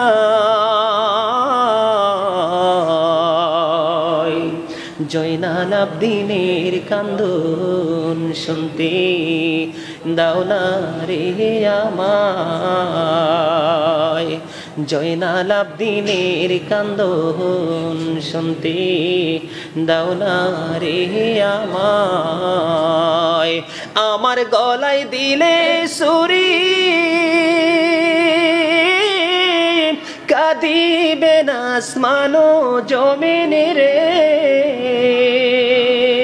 কাঁদিবে না পুনি খোদা আর সোম আল্লাহ।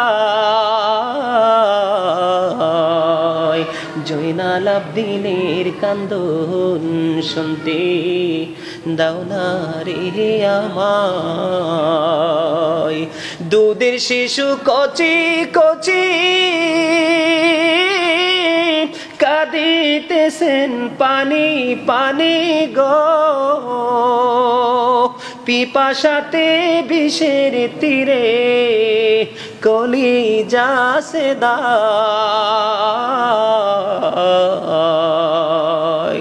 জয়নাল আব্দিনের কান্দন শুনতে দাও না রে আমায়। মারহাবা বলেন আরো জোরে। এগুলো হচ্ছে আগের দিনের মুরব্বীদের রুহের খোরাক, ঠিক না? কার খোরাক? এখনকার যুগের ছেলেদের কাছে এগুলো আবার একটু একটা ভালো লাগে না, কারণ তারা তো অনলাইনে থাকে সবসময়, ঠিক না? সম্মানিত উপস্থিতি, সবাই আবার একরকমও না, কথা বলেন ঠিক না বেঠি? এরা আছে মিউজিক টিউজিক নিয়ে, কিনি কথা বলেন না, কিনি the music and musical instrument will be increased. কিয়ামতের পূর্বক্ষণে গান বাদ্যযন্ত্র বেড়ে যাবে। এখন কিন্তু এই যে গান বিয়ে বাড়িতে, সুন্নতে, খাতনাতে, বিভিন্ন একটা জন্মদিন এরকম বিভিন্ন একটা অনুষ্ঠানের কথা হইলেই কিন্তু গান বাদ্যযন্ত্র, মনে রাখবেন এটা কিন্তু কিয়ামতের আলামতের একটা। জোরে জোরে বলেন নাউজুবিল্লাহ। এখন কিন্তু এগুলো আমাদের কাছে ভালো লাগে, এগুলো আমাদের কাছে অনেকের কাছেই ভালো লাগে না। বন্ধুরে আমার, বলতেছিলাম এবার কি করলেন? শহীদ করার পরে ইয়াজিদ বাহিনী ক্ষান্ত হয়নি, তাদের মাথা মোবারকের উপরে বন্ধু এই ধুলোর মধ্যে ঘোড়া দিয়ে বন্ধু পদদলিত করেছে। জোরে জোরে বলেন নাউজুবিল্লাহ। এখানে ইয়াজিদের কথা বলতে হয় কিনা? কথা বলেন না কেন? তুমি একজন মানুষকে কতল করে ফেলেছো, তার গোটা টিমকে তুমি হত্যা করে ফেলেছো, শহীদ করে দিয়েছো, ৭২ জনকে তুমি শহীদ করে দিয়েছো। ও বন্ধু, শহীদ করার পরেও ক্ষান্ত হয় না রে, তাদের এই মাথা, পবিত্র মাথাগুলোকে বন্ধু ওই ধুলা বালিতে তাদের ঘোড়া দিয়ে বন্ধু পদদলিত করিয়েছেন। জোরে জোরে বলেন না নাউজুবিল্লাহ। ইয়াজিদের চরিত্র বলতে কিছু নাই রে। সাদেক ভাই মনে হয় অল্প করে বলেছে বন্ধু, আরো কিছু ইয়াজিদ সম্পর্কে বলেছেন কি, যেই ব্যক্তি মদ পান করবে তাকে ৮০টা টুররা মারো। কয়টা? মদ শুধু পান করলে। এখন আমাকে প্রশ্ন করেন, বলো হুজুর কেন? এই ওয়াজও কিন্তু কারবালার সাথে সম্পৃক্ত। ইয়াজিদ বাহিনীর নষ্ট চরিত্র তুলে ধরার জন্য এইদিকে এসেছে বন্ধু। ইয়াজিদ এত একটা নষ্ট চরিত্র ছিল, তার বাহিনী এতটা নষ্ট চরিত্রের ছিল, নিজের বউ রেখে অন্যের বউদের সাথে আলিঙ্গন করা, মেলামেশা করা, জিনা করা, এটা কি আপনারা ভালো বলেন না খারাপ বলেন? এর চেয়ে বড় নিকৃষ্ট কোন পুরুষ নারী হইতে পারেনি। বলে হুজুর কেন নিকৃষ্ট বললেন? এই চরিত্র ছিল বন্ধু ইয়াজিদ এবং ইয়াজিদ বাহিনীর মধ্যে। ইয়াজিদ আপনারা দেখবেন অবৈধভাবে মেলামেশার পরে যে সন্তান আসে, সন্তানটাকে কি বলা হয়? জারজ। ইংলিশে বলা হয় বাস্টার্ড। কি বলা হয়? বাস্টার্ড বলা হয়।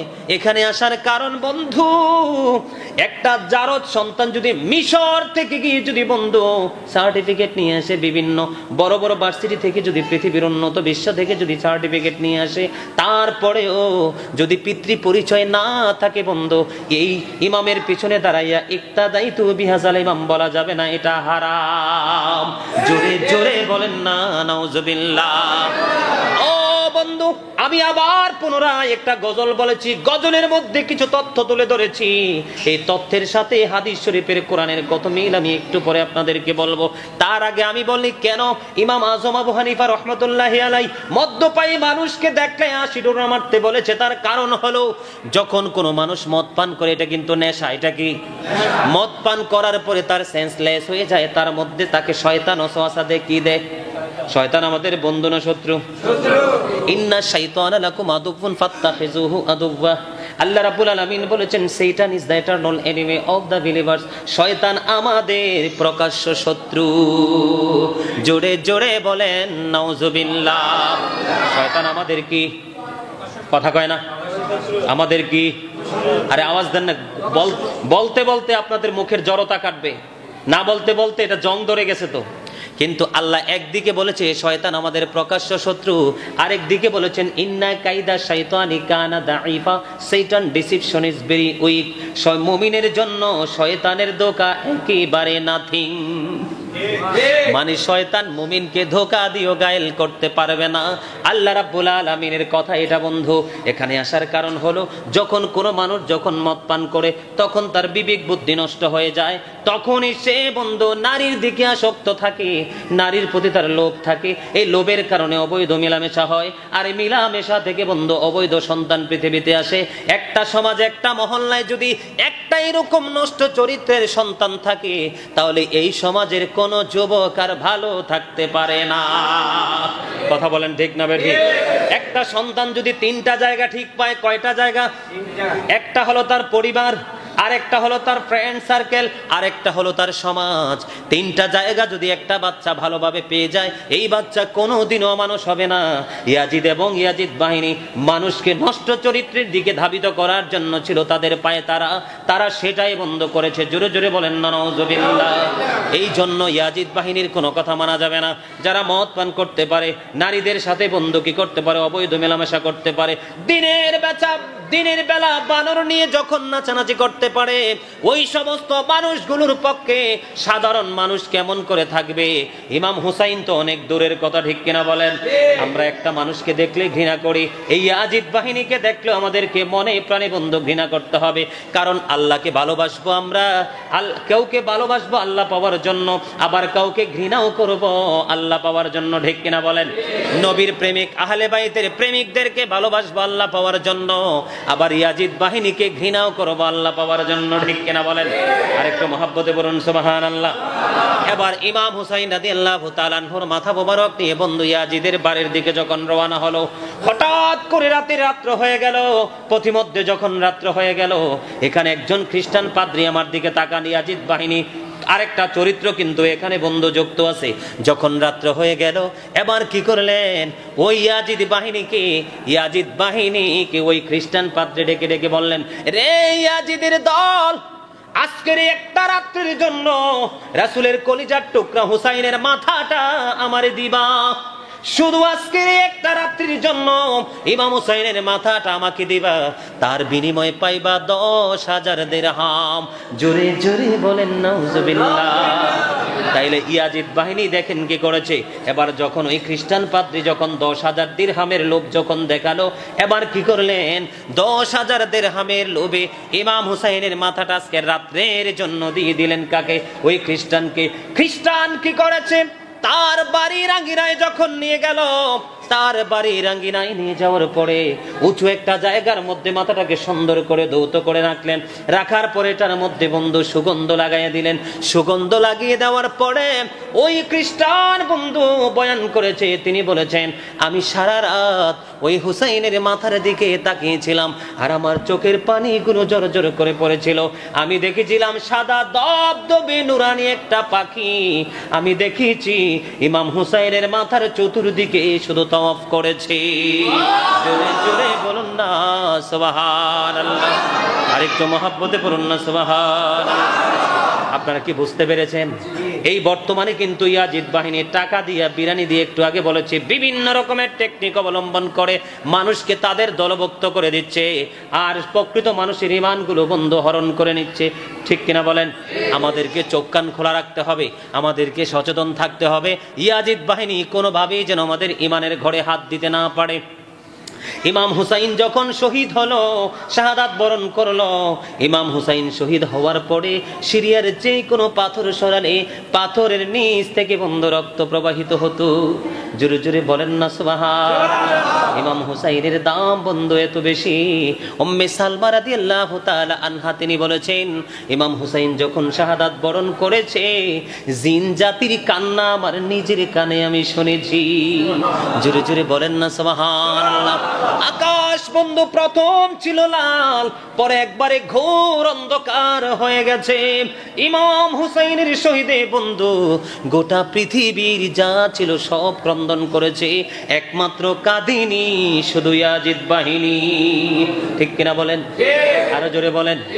আমি আপনাদেরকে বলতে চাই, আব্দুল্লাহ ইবনে আব্বাস রাদিয়াল্লাহু তাআলা আনহু থেকে বন্ধু হাদিস বর্ণিত, আপনি যদি কাবা শরীফের রুকনে হাজরে আসওয়াদের মধ্যে থেকেন, মাকাম ইব্রাহিমের মধ্যে থেকে আপনি যদি নামাজ পড়েন, রোজা রাখেন, ইমাম হুসাইন বিদ্বেষী হয়ে যদি আপনি কবরে যান, তাহলে আপনার ওই কবরে আপনার জন্য কবরটা জাহান্নাম হয়ে যাবে।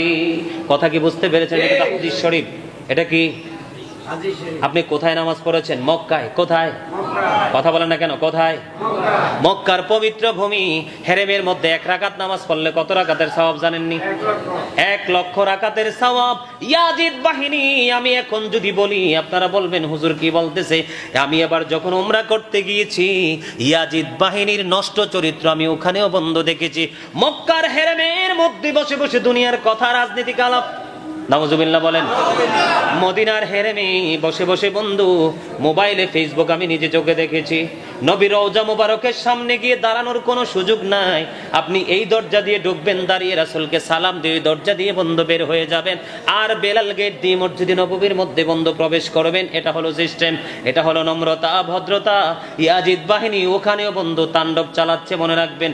ইয়াজিদ বাহিনী গোটা পৃথিবীতে বন্ধু ছড়িয়ে ছিটিয়ে পড়তেছে, এক এক করে তারা মানুষের ঈমানকে হরণ করার জন্য চেষ্টা করতেছে। আমি যখন নবীজি রওজা মোবারকের দিকে তাকেন দুই হাত তুলে যখন মোনাজাত ধরলাম, এবার একজন এসে ডেকে ডেকে বলতেছি, আল্লাহ হাজ্জি শিরক শিরক। আমি কি তোর মাতা কি? মানে নবীর দিকে, নবীর রওজা মোবারকের দিকে তাকাইয়া মোনাজাত দিছি, পরে কি বলছে? এটা বলে শিরক। কি? নাউজুবিল্লাহ বলেন না। আসলে তাদের সেই মেন্টালিটি নেই। সম্মানিত উপস্থিতি, মক্কা বলেন মদিনা বলেন, নিজে চোখে দেখে এসেছি ইয়াজিদ বাহিনীর তাণ্ডব, ইয়াজিদ বাহিনীর যে বিস্তার সব জায়গায় কিন্তু আছে। আমাদেরকে কিন্তু সচেতন থাকতে হবে। এই পবিত্র জায়গার মধ্যে থেকে আপনি নামাজ পড়েছেন, কি করেছেন? নামাজ পড়েছেন, আপনি রোজা রেখেছেন। আল্লাহর হাবিব সরকারে দো জাহা বলেছেন, আপনি পবিত্র জায়গা থেকে নামাজ পড়ে রোজা করার পরেও আপনি যদি আহলে বাইত বিদ্বেষী হয়ে কবরে যান, তাহলে আপনার জন্য জাহান্নাম বরাদ্দ। তাহলে আপনার কি নামাজ রোজা আগে, নাকি নবীর পরিবার আহলে বাইতের প্রেম আগে? কথা বলেন না কেন? কোনটা আগে? আগে আগে আপনার আমার ঈমানকে মজবুত করতে হবে। আর এই ঈমানকে যদি আমরা মজবুত করতে পারি, তাহলে অল্প আমল দিয়ে আমরা কি হতে পারবো? জান্নাতি হতে পারবো। সম্মানিত উপস্থিতি, প্রকৃত মুমিন যারা, তারা কখনোই কিন্তু জান্নাতের আশায় কি করে না? ইবাদত, জান্নাতের আশায় কখনো তারা আমল করে না। তারা আমল করে আল্লাহকে পাওয়ার জন্য, রাসূলকে পাওয়ার জন্য। ঠিক কিনা বলেন? আরো জোরে। রাসূলকে পাইলে আল্লাহ পাওয়া যায়, কিন্তু রাসূলকে কিভাবে খুশি করবেন? রাসূলের কলিজার টুকরাতে আঘাত দিলে এই আঘাত রাসূল পায়, কি পায়? তার মানে আহলে বাইতকে কষ্ট দিলে নবী কষ্ট পায়, নবী কষ্ট পাইলে আল্লাহ রাব্বুল আলামিন এমনিতে অটো আপনার উপর নারাজ। ঠিক কিনা বলেন?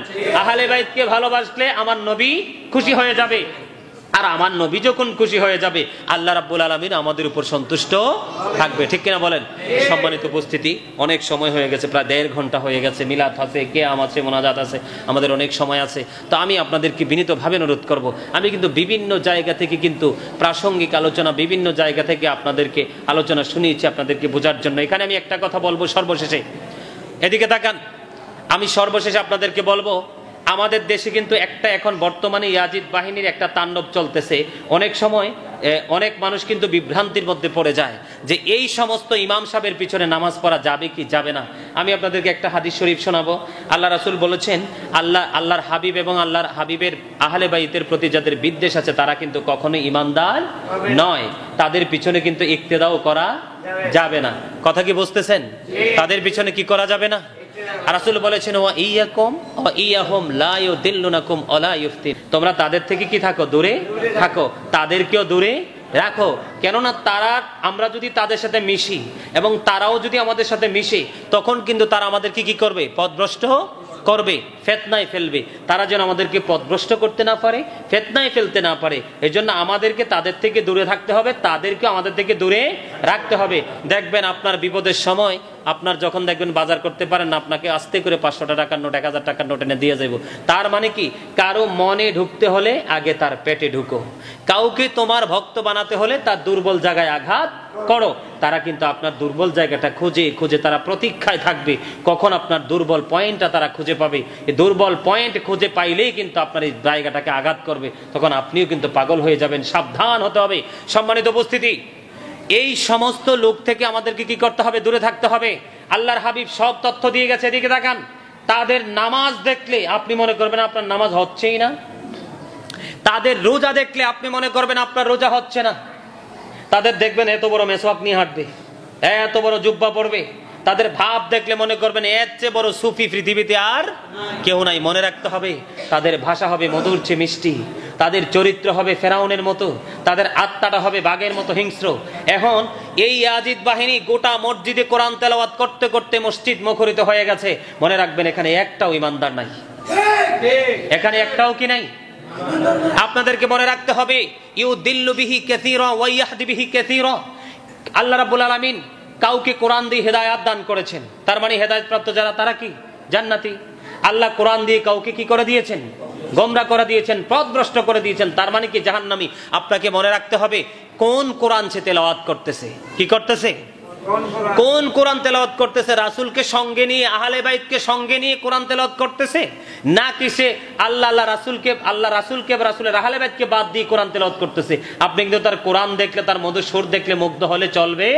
আগে আপনি তাকে নিয়ে ইচ্ছে মতো আগে গবেষণা করবেন, তাকে নিয়ে আগে ইচ্ছে মতো অবজারভেশন করবেন।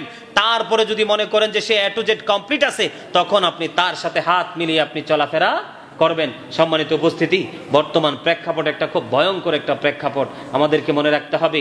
আল্লাহর হাবিব বলেছেন কিয়ামতের আলামতের মধ্যে অন্যতম একটা সিমটম হলো কিয়ামতের পূর্বক্ষণে পৃথিবীতে সবচেয়ে নিকৃষ্ট মানুষ হবে আলেমরা। কারা? কথা বলেন, কারা? সবচেয়ে নিকৃষ্ট মানুষ হবে আলেমরা। কেন হবে? তারা তাদের আধিপত্য বিস্তার করার জন্য, তাদের প্রভাব অন্যদের উপর ফেলানোর জন্য তারা নিজ নিজ মন গড়া ফতুয়া দিবে, তারা মানুষকে ফতুয়া দিয়ে তারা বিভ্রান্ত করে দিবে। আজকে মানুষের এত নষ্ট পথে যাওয়া, এত দলে দলভুক্ত হওয়ার পিছনে অন্যতম রহস্য হলো আমাদের মতো দাড়িওয়ালা, টুবরিওয়ালা, পাকড়িওয়ালা এই মসজিদের মিম্বারে দাঁড়িয়ে নামাজ পড়তেছেন এই ধরনের ইমাম সাহেবরাই। আপনাদেরকে ইমাম সাহেব চিনে নিতে হবে। এখন কিন্তু ৭৩টা দলের মধ্যে ৭২টা দলে কি জাহান্নামী, আর এই ৭২টা দলের ইমামও কিন্তু আলেমী আছে।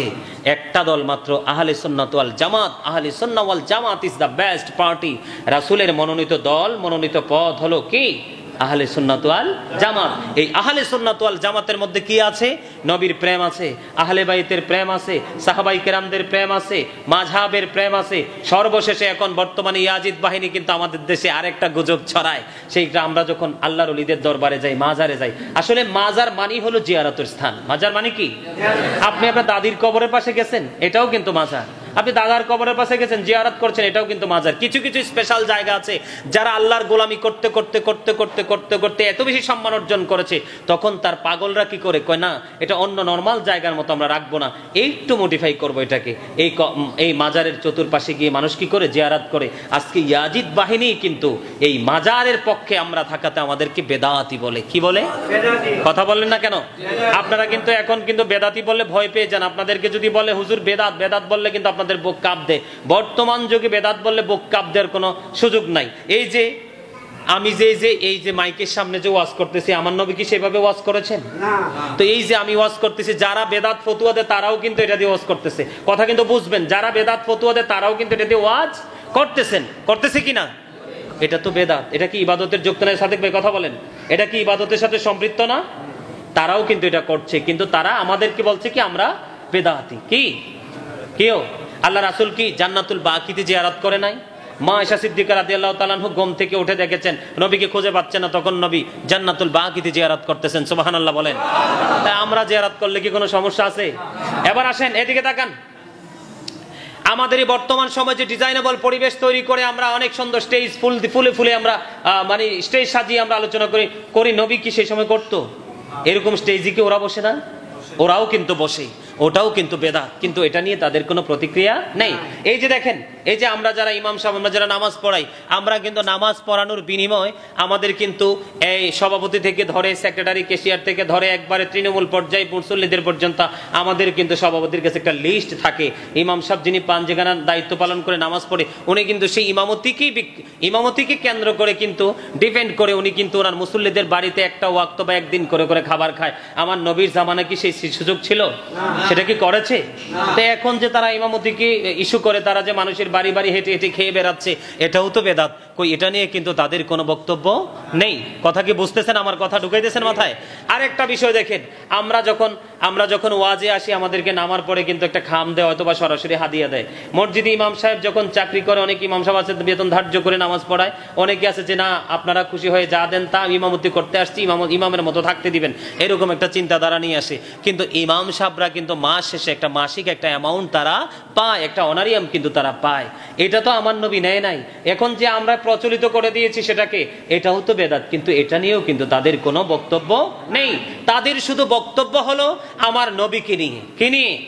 এই আমার দিকে তাকান, কিছুদিন আগে এক বেয়াদব বক্তব্য দিয়েছে, আমার নবী নাকি আত্মহত্যা করতে গিয়েছিল। আরো জোরে বলেন নাউজুবিল্লাহ।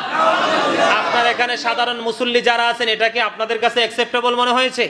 মানে গ্রহণযোগ্য, এটা কি আপনারা মানতে পারতেছেন? পারতেছেন? এই যে মানতে পারতেছেন না, এটাই হলো ঈমান।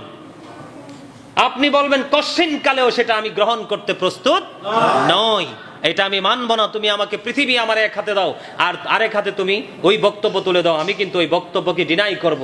আমি কি করব? বক্তব্য ডিনাই করব। কথা বলেন ঠিক না ঠিক? আমি পৃথিবীর লোভেও এই বক্তব্যকে অ্যাকসেপ্ট করতে পারবো না। সম্মানিত উপস্থিতি, কিছুদিন আগে এই বক্তাই আরেকটা বক্তব্য দিয়েছে যে আমার নবী নাকি তার ভাই। আরো জোরে বলেন। রাসূল বলেছেন ক্বালা আইয়ুকুম মিসলি, তোমরা কে আছো আমার মতো? 1450 বছর আগে থেকে আজ পর্যন্ত কোনো মৌলবী হাত তোলে নাই। কি তোলে নাই? কেউ কি বলছে যে আমি আছি? তার মানে কি? নবী বেনজির বেমিসাল, নবীর সাথে কাউকে তুলনা, কোনো কম্পেয়ার করা যায় না। এদের বক্তব্য নিয়ে কিন্তু এদের দলের কোনো কি নাই, বক্তব্য নেই, কোনো প্রতিবাদ নেই। আমরা যদি ছোট্ট একটা কিছু করি, ওরে বাবা রে বাবা, সবগুলো চারদিক দিয়ে পড়ে, কিন্তু এরাই মূলত রং, এরা কিন্তু রাইট না। ঠিক কিনা বলেন? আপনাদের কাছে কি এদেরকে রাইট মনে হয়? আরেক মুরব্বী, আমার মনে জন্মের বয়স, আমার জন্ম আগে থেকে মনে তিনি ওয়াজ করতেছেন, উনি দেখলাম কি একদম ফ্রিলি তিনি ওপেনলি আলোচনা করতেছেন। আমরা যে 2 রাকাত জামাতে জুমার নামাজ পড়ি, তার আগে কিন্তু আমরা কবলাল জুমা পড়ি কিনা 4 রাকাত? সেই বক্তা বলেছে ওই 4 রাকাত সুন্নত নাকি ফালতু। একটা সুন্নাতকে যদি কেউ জিন্দা করে কবরে যেতে পারে, একটা সুন্নাতকে আমল করে যদি কেউ কবরে যেতে পারে, 100 শহীদের মর্যাদা নিয়ে সে জান্নাতে যেতে পারবে। আর আমার নবীর সেই সুন্নাহকে বলছে কি ফালতু। এখন আপনাদেরকে বুঝে নিতে হবে, ওই সমস্ত মানুষগুলোই কিন্তু ইয়াজিদি গ্রুপের একটা অংশ। এটা কিন্তু তাদের পক্ষ হয়ে কাজ করে। আমাদেরকে সজাগ থাকতে হবে, চোখ কান খোলা রাখতে হবে। আমাদের এই মসজিদে এসেও কিন্তু ওই বাহিনী উস্কানিমূলক বক্তব্য দিয়ে সুশৃঙ্খল পরিবেশকে উশৃঙ্খল রূপে রূপান্তরিত করতে পারে, অনুকূলকে প্রতিকূলে নিয়ে যেতে পারে। আমাদের প্রত্যেকটা দায়িত্বশীল ব্যক্তি এবং সাধারণ মুসল্লি আমাদেরকে কি থাকতে হবে? সচেতন থাকতে হবে। সম্মানিত উপস্থিতি, আমরা রাসূলকে দাঁড়িয়ে কি করি? সালাম দেই। রাসূলকে দাঁড়িয়ে কি দেই? সালাম দিলে কি আপনার অন্তরে শান্তি আসে নাকি আসে না? এরা প্রমাণ চায়। আমার দিকে তাকান, আমি বক্তব্য দেই, আমি শেষ করে দিচ্ছি, ফিনিশিং করে দিচ্ছি। আমার মা আয়েশা সিদ্দিকা রাদিয়াল্লাহু তাআলা আনহা থেকে হাদিস বর্ণিত, হাসান ইবনে সাবিত রাদিয়াল্লাহু তাআলা আনহু মসজিদে মিম্বরে দাঁড়ায় রাসূলের গৌরবময় জীবনী বলে নাই? সাদিক ভাই বলছি কিনা? রাসূলের তখন ওরা কি বক্তব্য দেয় যে রাসূল তো তখন প্র্যাকটিক্যালি সামনে ছিল। এখন কি নবী নাই? কথা বলেন না কেন? এখন নবী আছে না নাই? এখন তো নবী আছে। আমার দেখার চক্ষু নাই বিদায় নবীকে দেখতে পাই না, এটা আমার ব্যর্থতা। কথা বলেন না কেন? আমি সেই চক্ষু নাই বিদায় আমি আমার নবীকে দেখতে পাই না, এটা আমার ব্যর্থতা। আমার ব্যর্থতার দায় আমি অন্যের ঘাড়ে চাপাবো কেন? কথা বলেন। আমরা জানি আমাদের নবী সশরীরে জিন্দা। নবী এখানেও আসতে পারে, কি করতে পারে? আশিকের জানাজায় এসে উপস্থিত হতে পারে। নবীর কাছে কি এটা কোনো ব্যাপার? কথা বলেন, ব্যাপার না। আমার নবী সশরীরে জিন্দা, আমরা নবীকে দাঁড়িয়ে সালাম দেই। আচ্ছা, নবীকে সম্মান করার দলিল কি কোরআনে নাই? সূরা ফাতির 9 নম্বর আয়াতে খুলে দেখেন, অতআযিরুহু ওয়াতাওয়াক্কিরু, help him and respect him. আল্লাহর হাবিবকে সাহায্য করার কথা, সম্মান করার কথা কি আল্লাহ বলে নাই? তা আমরা নবীর ওয়ার্ডার মানছি, এটাও নবীকে সম্মান করা। নবীকে দাঁড়িয়ে সালাম দিচ্ছি। সাহাবায়ে কেরাম আমার নবীকে দাঁড়িয়ে যদি গৌরবময় জীবনী প্রকাশ করতে পারে, তাহলে আমি তো সাহাবায়ে তুলনার কি? এই মিয়া, সাহাবায়ে কেরামের ঘোড়ার খুরার পায়ের নিচের 3 আঙ্গুলের 1 চিমটি মাটি যদি একটা পাল্লায় তুলে দেওয়া হয়, আর গাউসে পাক থেকে ধরে আপনার গোটা পৃথিবী যতদিন থাকবে ততদিন পর্যন্ত যত আল্লাহর ওলি পয়দা হবে, সবগুলো অলিকে যদি এক পাল্লায় তুলে দেওয়া হয়, সাহাবীদের ঘোড়ার খুরার পায়ের নিচের 3 আঙ্গুলের 1 চিমটি মাটির ওজন ভারী হয়ে যাবে। আওয়াজ তুলে বলেন সুবহানাল্লাহ। সেই সাহাবাইরা যদি নবীকে দাঁড়িয়ে সম্মান করতে পারে, সালাম নবীর গৌরবময় জীবনী সরে সরে বলতে পারে, তাহলে আমরা কেন পারবো না? আমরা তো পাপের শেষ নয়, আমরা আরো বেশি করা দরকার। ঠিক কিনা বলেন? কথা বলেন, আমাদের আরো বেশি করার দরকার আছে কি নাই? যখন তিনি প্রকাশ করলেন, আমার আল্লাহ রাব্বুল আলামিনের কাছে আমার নবী ডেকে ডেকে বললেন, ওগো আল্লাহ, হাসান ইবনে সাবিতকে রুহুল কুদ্দুসের মাধ্যমে সাহায্য করো। তাদের যত বক্তব্য, রাসূলকে কিভাবে খাটো করা যায়, রাসূলের আদর্শকে কিভাবে কলঙ্কিত করা যায়, রাসূলকে কিভাবে ছোট করা যায়, তোমরা হাজার চেষ্টা করলেও আমার নবী শান আজমতকে তোমরা ধ্বংস করতে পারবে না, কারণ সেই মর্যাদা দিয়েছেন স্বয়ং আমার আল্লাহ। সম্মানিত উপস্থিতি, আমি আসলে অনেক সময় নষ্ট করে ফেলেছি। হ্যাঁ এখন দিচ্ছি। আমি কিন্তু অনেক সময় নষ্ট করে দিয়েছি, কষ্ট পেয়ে থাকলে আল্লাহর হস্তে ক্ষমা করে দিবেন, আর যদি ভালো লেগে থাকে আমল করার চেষ্টা করবেন। আবার যদি কোথাও দেখা হয় আপনাদের সামনে বিভিন্ন ভিন্ন বিষয় নিয়ে হাজির হব। আর অনলাইনে সব মিডিয়াতে আমার আলোচনা চলতেছে, আপনারা চাইলে অনলাইন থেকে গাজী সুলাইমান আল কাদরি